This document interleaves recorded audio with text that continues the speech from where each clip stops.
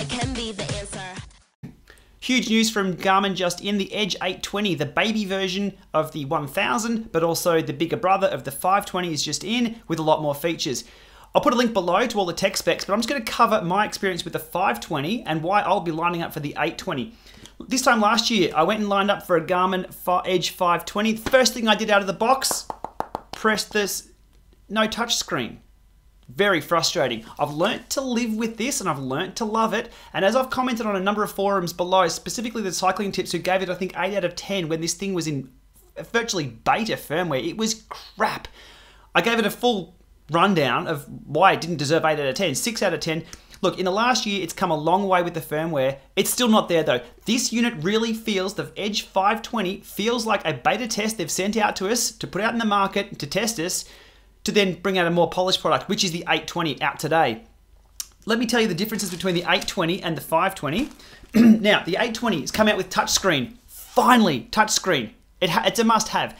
This thing has 7 buttons to use. If you've ever tried to control a smart trainer over FEC with this, 7 buttons, I don't have that many fingers. Well, I do, but not on one hand. Storage on this 520. It has 110 megabytes. Megabytes, not gig, megabytes. We're talking, zip drives had those 20 years ago, the kind of space that's in this thing. The amount of riding we do around Victoria, over in Perth, up north, I can only have one city map on at a time. Really hard. The 820 has 8 gig, 8 gigabytes of storage. We're going to be able to map all of Australia, maybe Tasmania, New Zealand. Yeah, okay, New Zealand, you can go on there as well. We like you guys. It's going to be a ton of extra space on there. Gimmicks. You can see there, this one has Strava Live segments. First thing I turn off, you're riding along. I don't want to know. I'll know that later on. There's a few gimmicks in the 820 as well. I think they're more marketing than anything. It has friend tracking or group tracking to see where your friend, you've got, if they're up the road, you're on their wheel, that's all you'll need. There's instant notification where I guess if you fall off or bump the bike. Now these things are fraught with false positive non-stop. You put your bike up against the wall, it falls over, someone gets alert that you're in hospital. No, you're not in hospital, your bike's just fallen over. These things, look, it's good to have the new tech there and new options, and I like innovation as you've seen with my last videos, but I'm not quite sure it's there to be, it's more of a marketing thing. I'm not sold on those.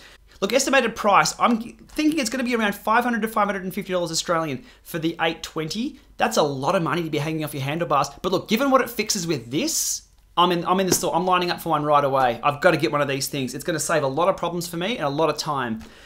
This announcement for the 820, love it, but it really feels like we've been sold Windows 8 and 8.1, and we've been a beta tester for the last year with these devices. I'm done with the 520.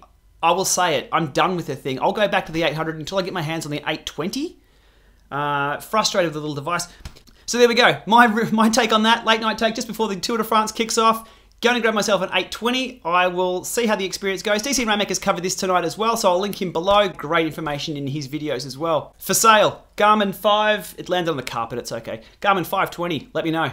Cheers guys.